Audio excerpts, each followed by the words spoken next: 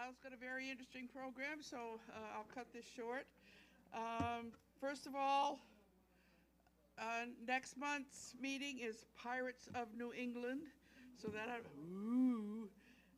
and don't forget, I do have some applications here for the scavenger hunt.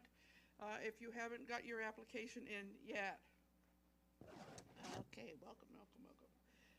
This gentleman here, and I use the term loosely. Oh, wait a minute. I promised him wears many hats. He's the owner of Merrifield Builders. He's the owner of the Merrifield Farm Sugar House, and the family does a huge thing on Maple Sunday. So if you haven't been up there, put your walking shoes on because you're apt to be walking quite a distance to get to the farm.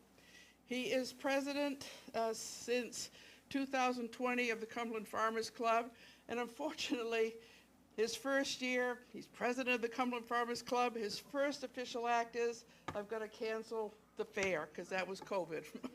But he's done wonderful things up there since.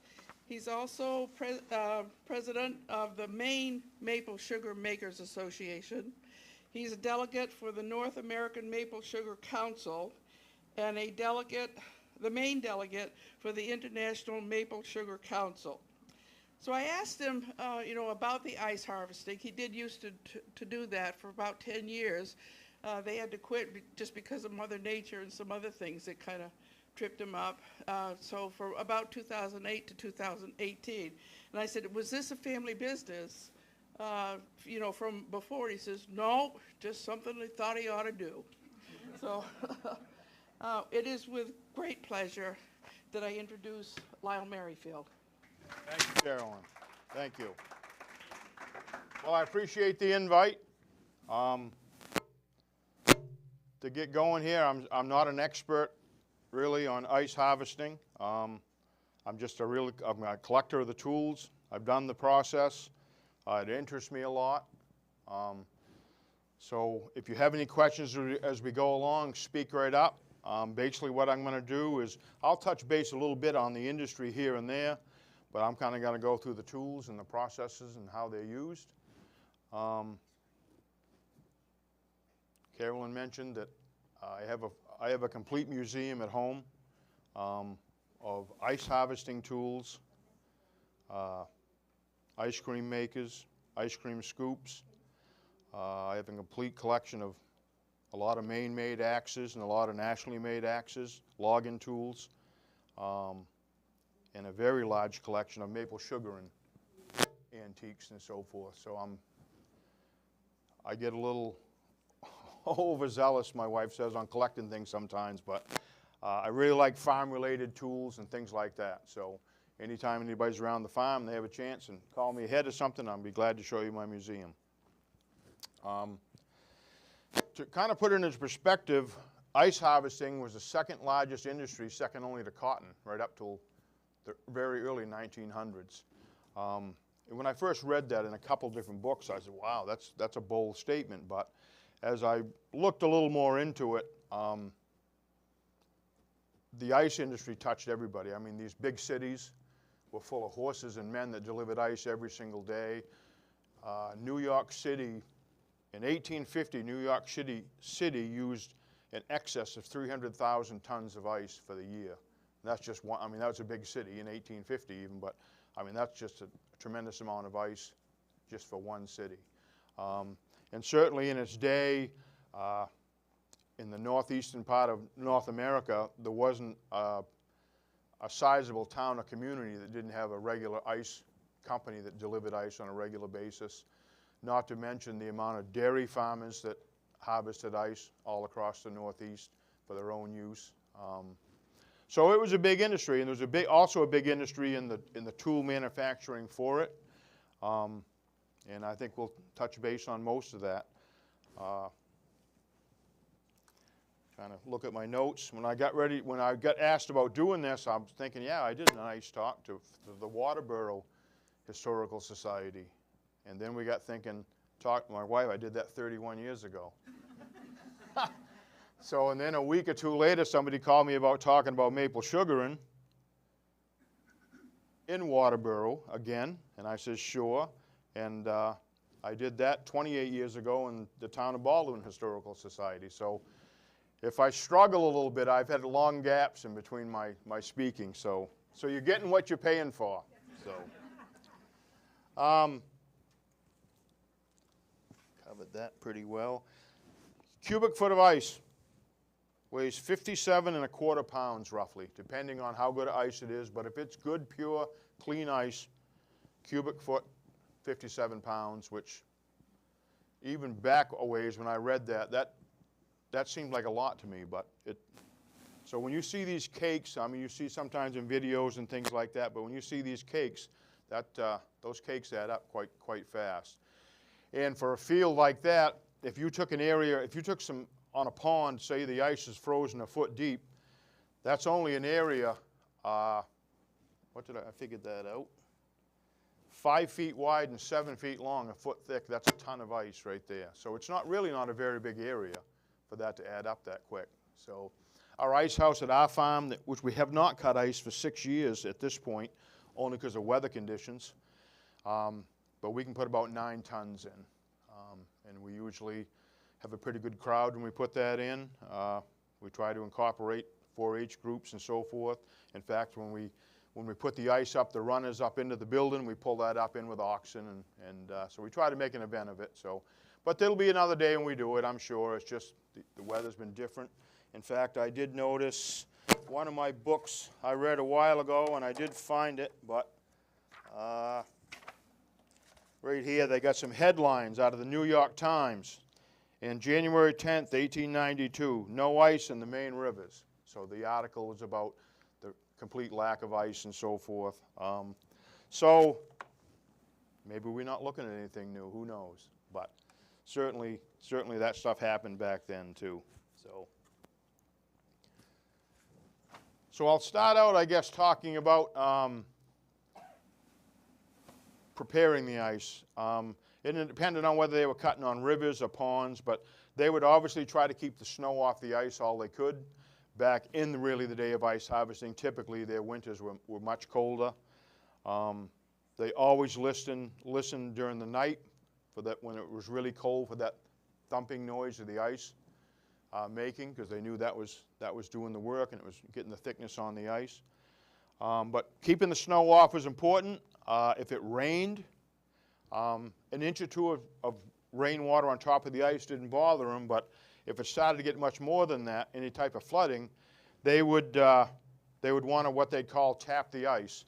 And they would use, this is an ice axe, but this is a tapping ice axe designed for going out and cutting small holes down through the ice, so eventually the water would drain down through the holes and the ice would float back to the top. And this, not that anything that I've seen in person, but from what I've read, this could take a day or two for this to happen, for all that ice to get away. But they worked quite hard at just making the ice, because typically they always wanted the ice 12 inches or a little thicker. Not a lot thicker, because in the early days, they were cutting with hand saws, was most of the work.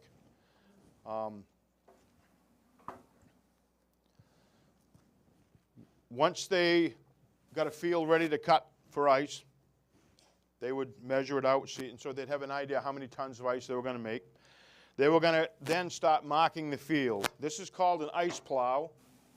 The style of this was invented about 1820. And then there's been several styles that have flared off it a little bit. But this basically is this is called a hand plow. It can be pulled by a man, but obviously controlled by a man and pushed along. They would take a very large, or not large, but a long board, a long straight board, and they'd lay it on the ice, and this would be a guide for that.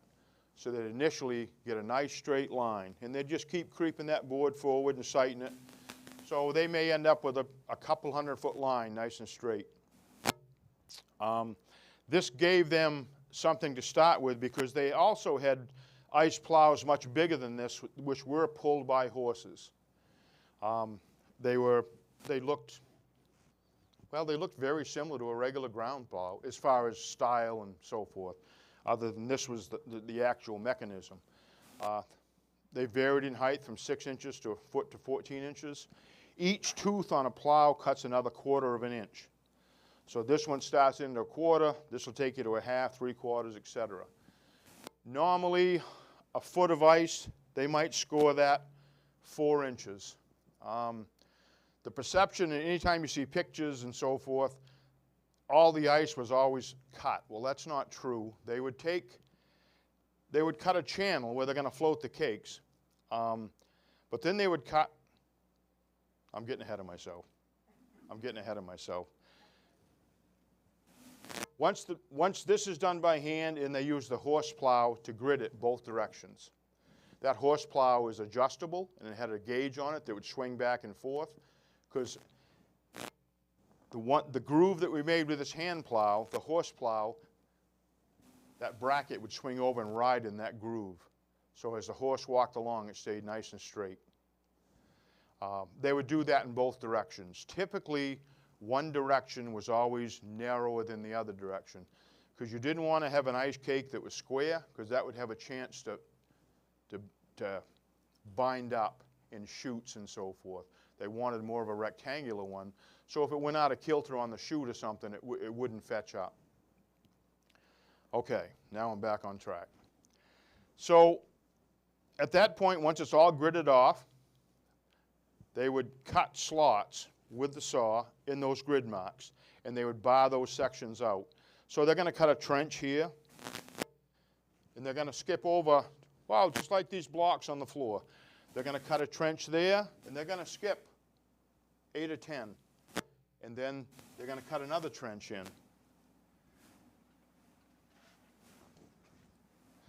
So at this point, we have open water there, and we have this line of ice cakes here that have not been cut. We're going to take a splitter bar. This is actually not a splitter bar. This is more of a house bar. You'd use it in the ice house. But you've already scored this ice. It's a foot thick. You've scored about 1/3 of that down into that. So you're just going to take this bar and you're going to split that right along. This would be a forked bar, though. It would look similar to a heavy-duty dung fork, and I mean heavy-duty, with the tines flattened out. And you'd go right along, and pretty soon that whole float of ice would snap off, and then they could take that ice and they would use pike poles, similar to this but much longer, and they would guide that down to the elevator or the slide where you're going to take them out of the pond or the lake. As they started towards the slide, again, you'd take the splitter bar and you'd split the cakes off at that point. And then the cake, 1 or 2 at a time, you'd start either pulling them or mechanically lifting them up the slide. So the mystique that you always saw in all that ice typically wasn't the case. And it even got a little bit easier in the late 1800s, early 1900s, because the introduction of power saws, circular blades that did all the cutting and not the horses. A lot of the things that you read, because the companies always promoted that they have, you know, pure sterile ice and all this, sterilized ice and all this, which when you think about it, it's hard to believe with that amount of horses on the ice that something's not going to happen. They boiled it first, didn't they? What's that? They boiled it before they shipped it. Right. So an interesting thing that most people don't know about is they had what they call a shine sleigh, which was nothing more than a small sled that typically a young boy would push with handles on the back. It looked similar to a dog sled, but it had handles on it that he could push around, because his job, when a horse had a problem on the ice, would go right to there, and they would clean up the urine or the feces, clean it right up. And some of the articles I've read, they dumped formaldehyde on the ice to clean it up. So that was his job, and the reason they call it a shine sled, if somebody missed the horse putting his droppings on the ice because it was warm and it melted into the ice and it made shiny spots. So that's why they call it a shine sled. So that's kind of interesting when they talk about the, you know, having pure ice and clean ice. I mean, I'm sure it was fine, but. Organic. That's right. That's right.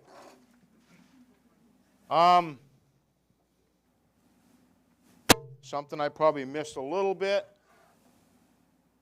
as we got ready to cut the ice, they'd take an auger, small auger, drill a hole down through it to check the thickness of the ice. You do that with an ice gauge. This is one that we made years ago. This is one that a good friend of mine tracked down for me because these are rarer than hen's teeth to find actual.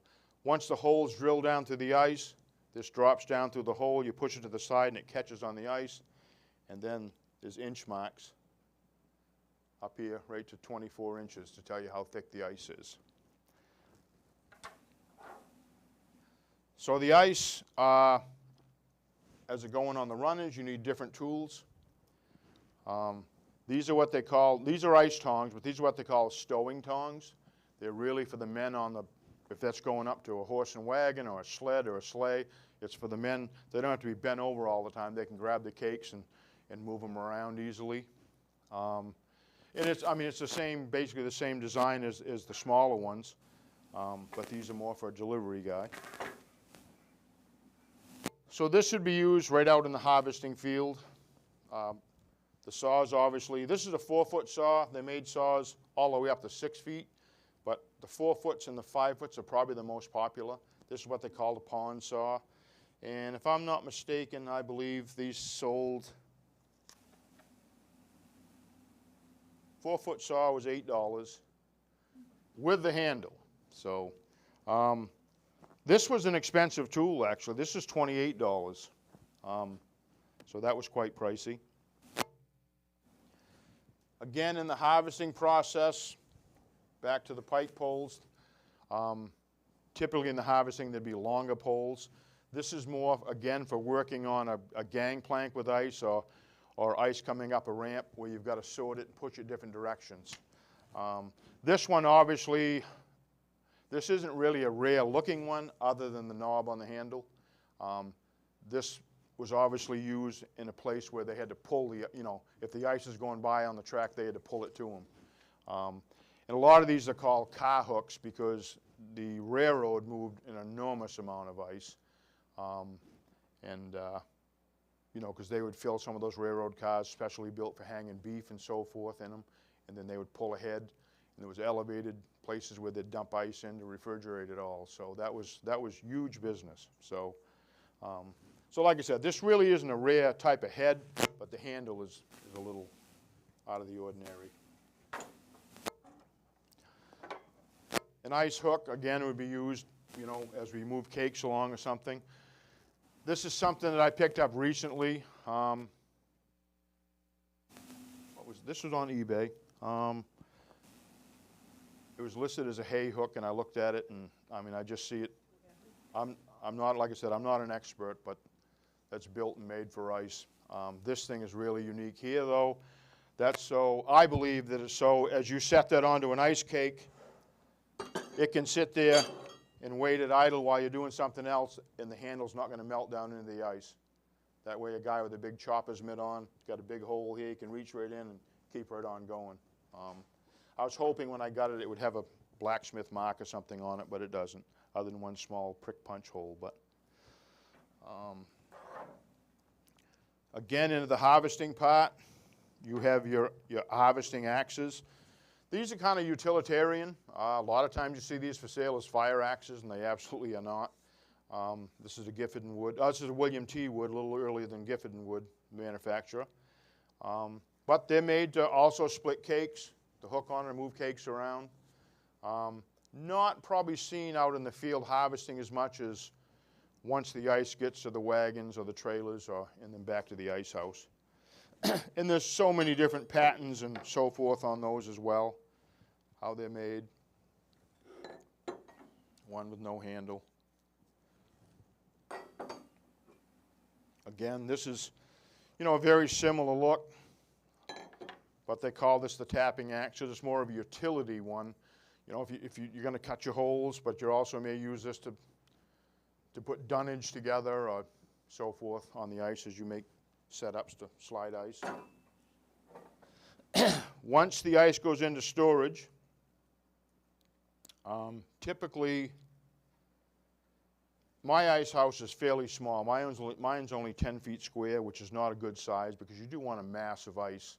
You need a massive area. But the ice stays in my building for over a year. You get the counters, the corners round off, but the ice goes in. We put about a foot of sawdust all around it, and we tamp that in. And what we do, we don't put sawdust between any of the layers, but what we will do is normally when you take the ice out of the river and you put it onto the sled, it changes looks a lot in a half an hour to an hour. It kind of hardens out. What happens is a lot of water drains out of it, and you'll see because the real snow and the kind of the crappy ice on the top. So what we like to do in the ice house is you bring your ice blocks in, and they're good ice down, make a whole layer. When the next layer comes in, as we build that layer, we flip it over. So it's snow ice to snow ice. That way, it doesn't make a mess out of your good clean ice. And that snow ice is obviously going to melt away a little bit quicker than your good hard ice. So it keeps keeps your ice looking as good as it can look.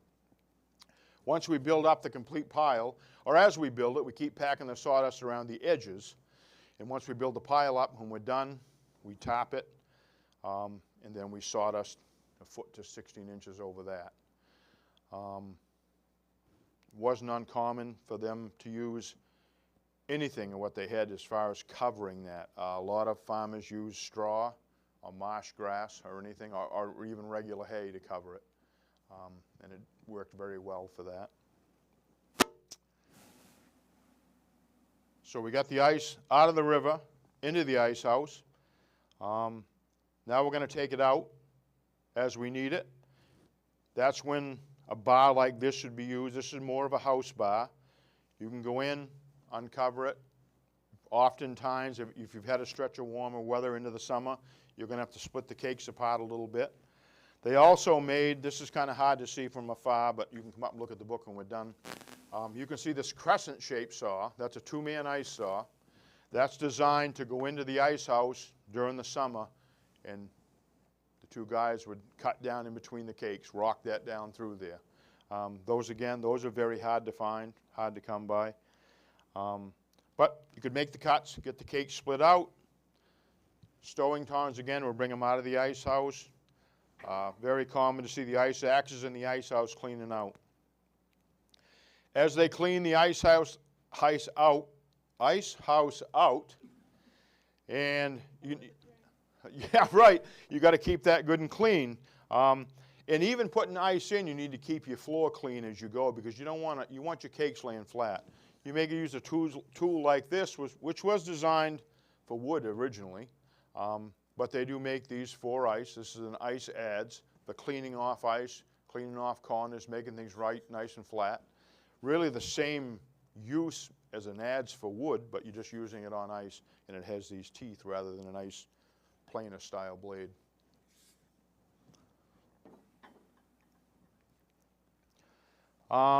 So we're taking ice out. Delivery man's going to load his wagon or his truck up to start delivering it.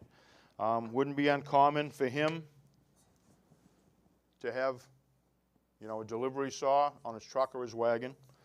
So we can size that, because as he pulls up to your house, you're going to have, most likely, probably not in the real early days, but most likely shortly after that, you're going to have an ice card you're going to put in your window.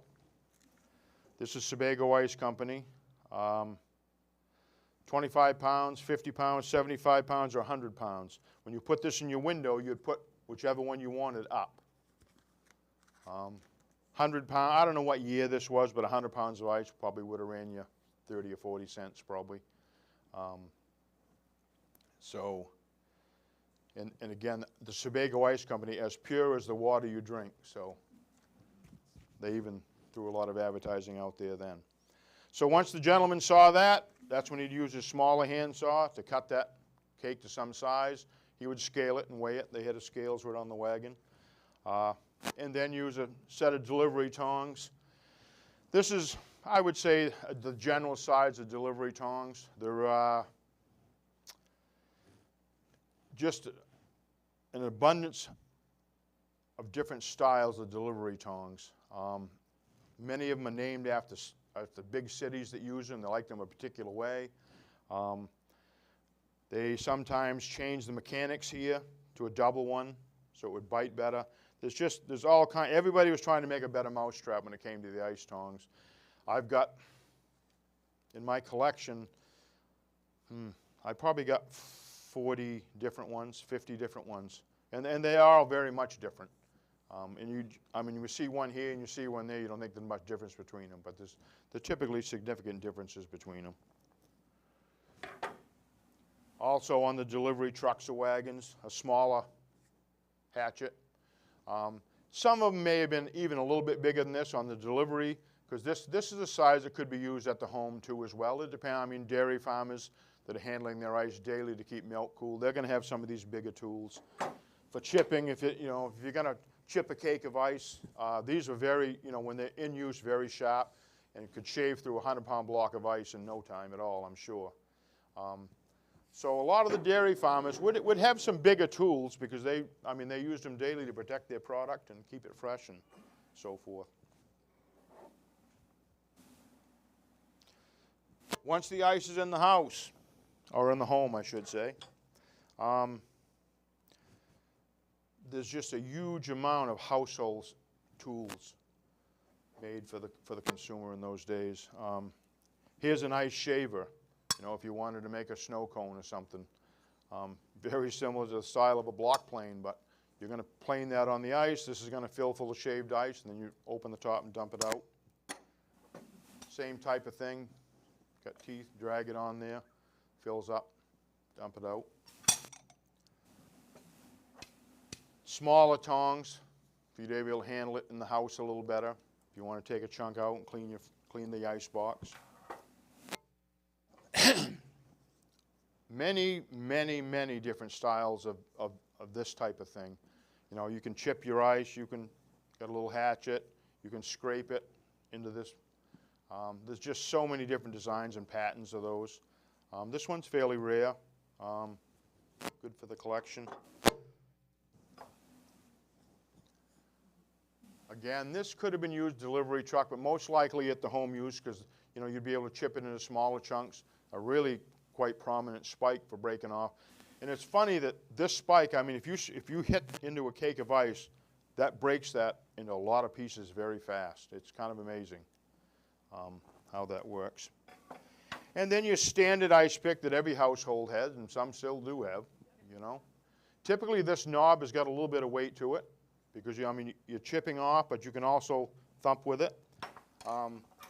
These two, although they look all similar, these two got a lot of weight to them. This one's made out of pewter, I believe, and that weighs this weighs 3 times what this weighs. Again, this probably weighs 3 times what that weighs as well, but this one also has the slide hammer action. You put that on the top of a cake of ice and just thump it a couple times, and it drives it right down in there. So, and again, there's just so many variations of ice picks. It's unbelievable.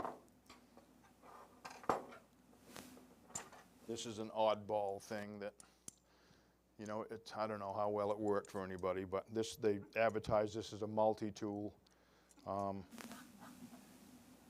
You can spin it all the way around, and you can pick up a cake with it. This would bite in, and this would bite in. You can chop with it, pick with it. It somewhat latches itself back together, but, again, just a version of a better mousetrap that I don't really believe was, but.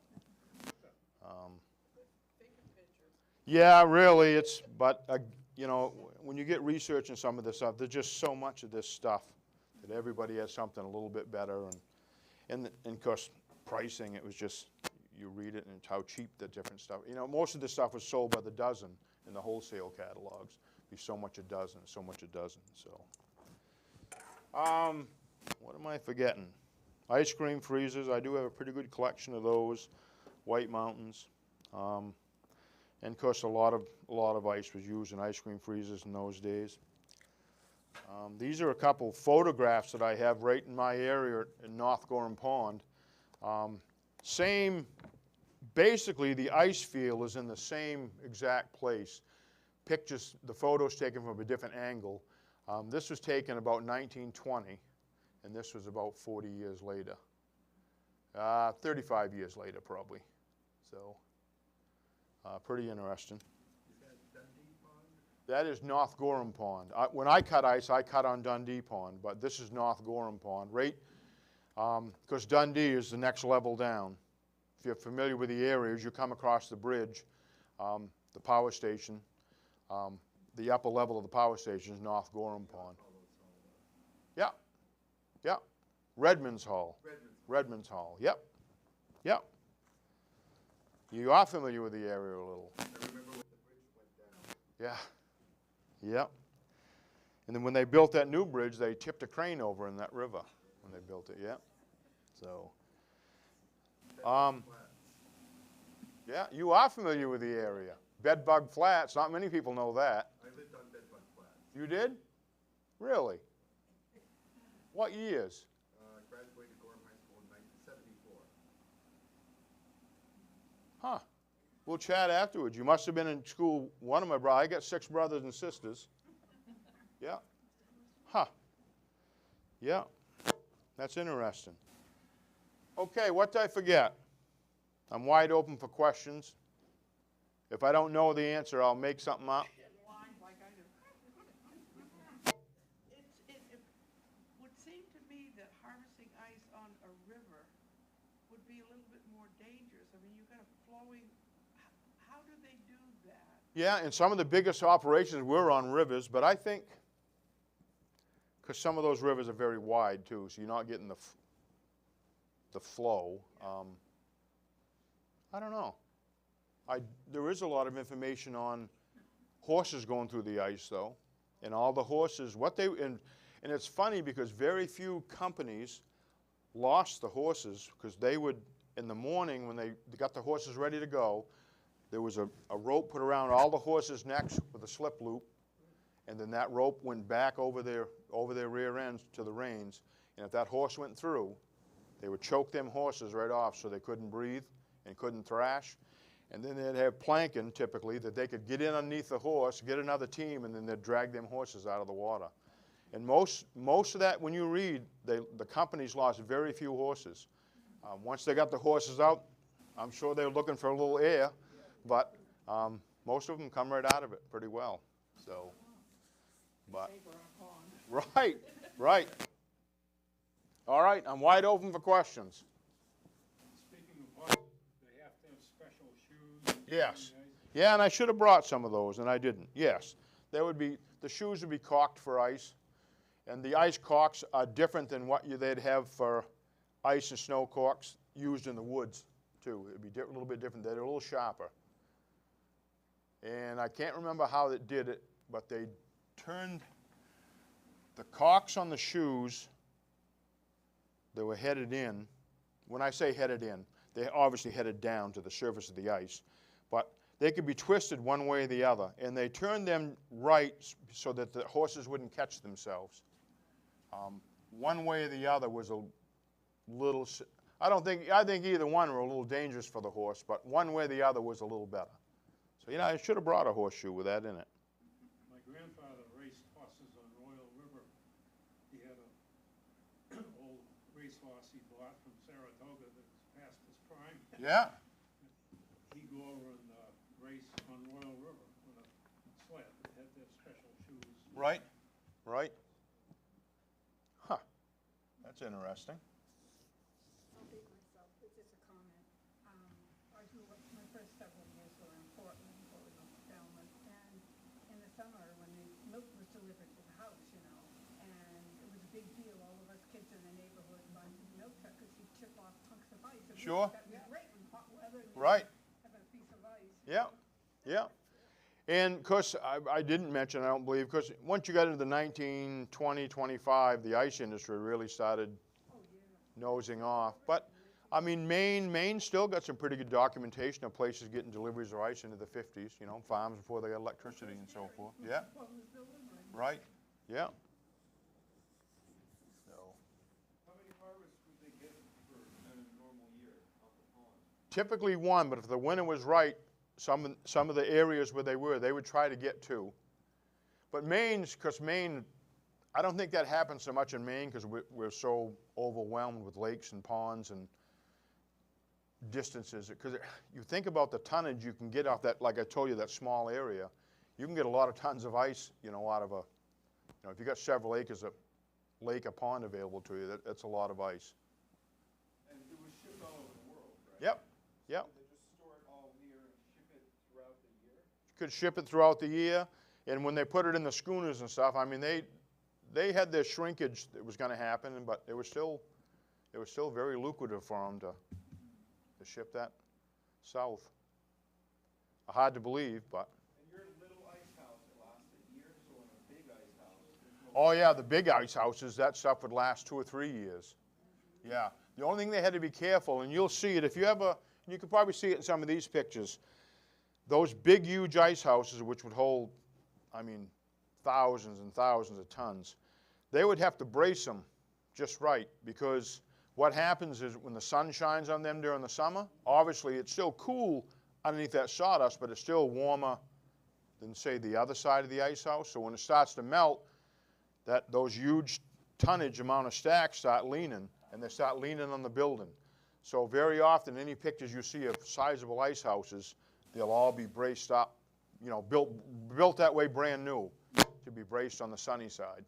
And it's just a foot of sawdust insulated? It could be any amount. A foot's what we use, because I cheated a little bit. When I built 8-inch thick walls, which they did in those days too, but I filled mine with fiberglass insulation and then put steel roofing on the inside of the building so it wouldn't rot. In the old days, they'd be boarded on the outside, fill it full of sawdust, and then board it on the inside, but that was so prone to rot. I mean, if you had pine boards and pine sawdust, that would rot out in 3 years, you know. But in those days, that's what you did. You changed the boards, you know. So it wasn't a big issue. They weren't in much of a hurry as we are today. They weren't in much of a hurry as we think we are today. That's what it is. So. How did they pay for it? I know we lived for a while in Lovell, which had a community ice house. Yeah. And then everybody used it. But how did they reimburse? Because somebody had to own that ice, and then they would. Yeah. So how did they do that? I'm not sure how that would work. Yeah, I'm not sure how that would work. You had some local stores that took it, Yeah, but then the others wanted for their ice chests. right.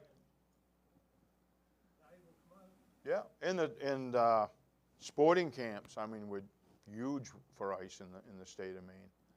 Yeah, and there's a handful still cut ice in the sporting camps. I think more for, you know, novelty, but wonderful thing to do. Yeah, but I don't know. That's a good question. I don't know. Do you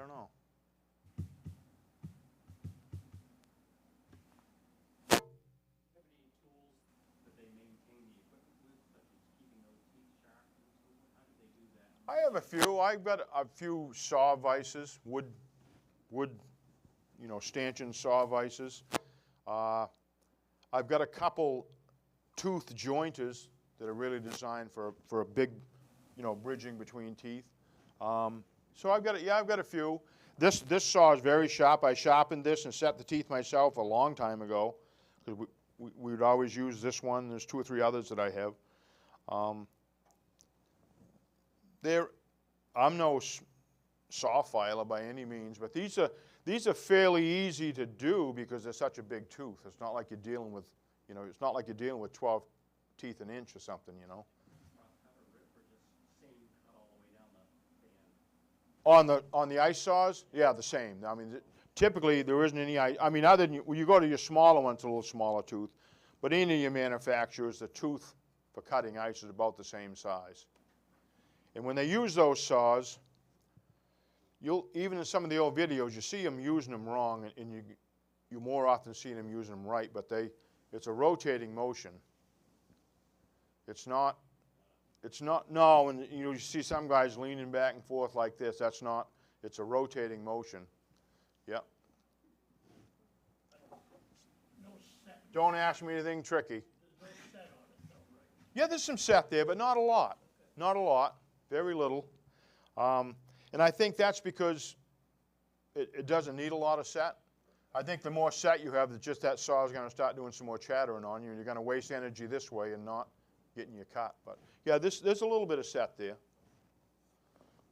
a lot easier to cut than wood. Yeah, but I've cut quite a bit with that, and I'll tell you what, you cut 8 or 10 feet with that non-stop, and you've done something, you know. Everything has a knack to And it even doing it the right way, it can really bother you, you know, for if you don't kind of warm up to it or share the work with somebody. But kids love it. Kids jump onto that thing, and yeah, they love it. Tell Joanne it's her, Right, right. You know what she'd tell me. So. Do you ever read anything about how they recovered tools? Inevitably, some go to the drink. Yep. Yep. And one of these books, Gifford and Wood made a tool recovery. It was and I've never seen one in person, only in a picture, and I'll try to show it to you in the book, but you know, it's probably this long, and it was spring-loaded, so you could put it onto a rigid pole or, you know, drop it with a chain or something, and it was designed to clip over the handle or what have you. This one's not a good example of it, but most ice tools, any ice tool really made by Gifford and Wood, especially a WT wood, have this big ring.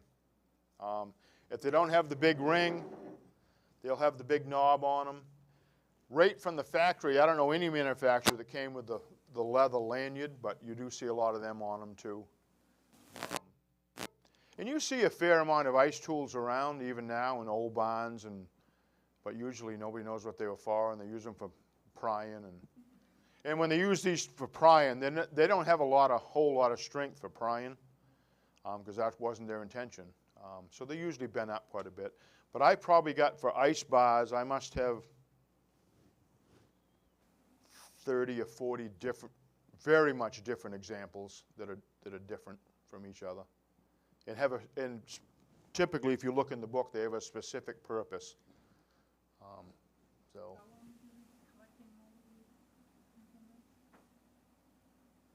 Yeah, the ice stuff. Yeah, for 35 years or so. Yeah, yeah, probably a little more than that. They want to keep the ice clear from snow. So after every big snowfall, they plow the whole pond with horses? Yeah. Yeah, and they'd either plow it or they have big scoops, which again, these books will show that. Big, wide, 8-foot scoops that would go behind a team of horses. And we have one at the Farm Museum at the fair as well, but those scoops would go along, and then you'd get to the edge of the pond, and they'd flip the handles up, and it just drags it right up over the pile. There's some fairly good footage on one of the Northeast videos that shows some old crawlers set up for plowing that. But it was important to get that snow a long ways away from your field that you're going to cut, or get it right up onto land, because you didn't want all that weight of that snow pushing on the edges of your pond, because it would crown your ice up and have an effect and crack, leak water. Once you did this, once you did the grid work with what we call the ice plows, once you started cutting, obviously the water is going to start penetrating into all those cracks that you did. Well, you may not want that, because you may not cut that whole field that day.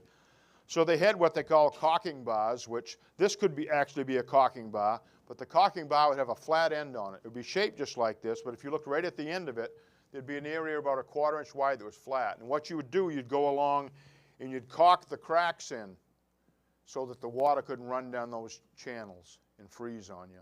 Or if you had a day that was just plain cold and you only could take so many at a time, you wanted to protect that from freezing those grooves right back in again.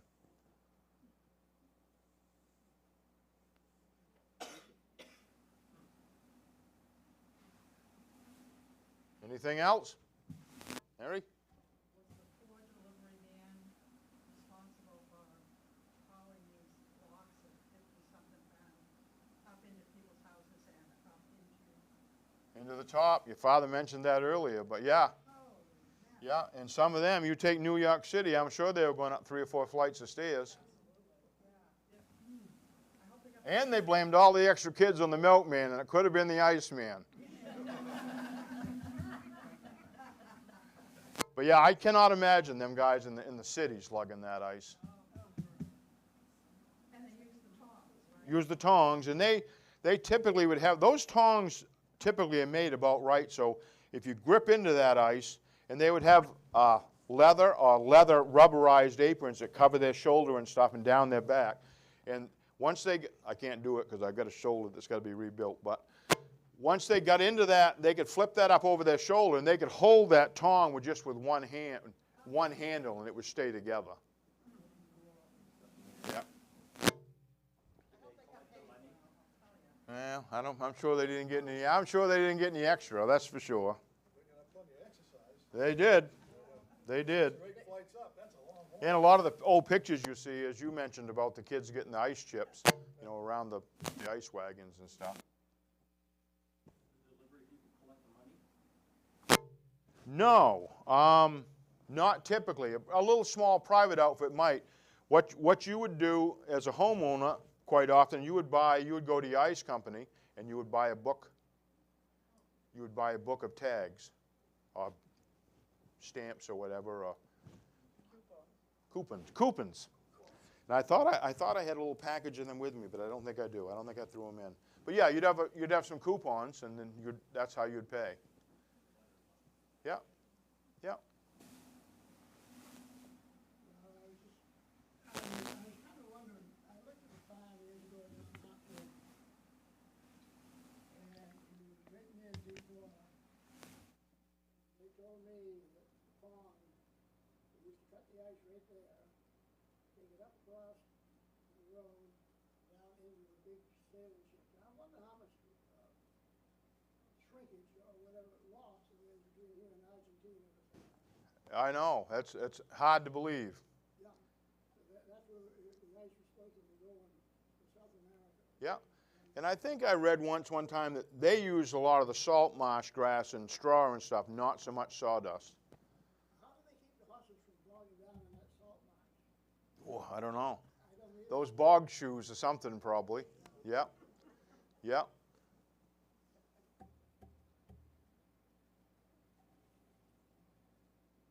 Well, you're welcome to look everything over, and if you got any more questions, talk to me. And Thank you very much. you're welcome. Thanks for having me. What's that? A token of our appreciation. Well, thank you very much. Thank you very much. I got a silly question. We had an ice pond. Yeah, Where did the ice go in the ice? in the top. I don't know what design you have.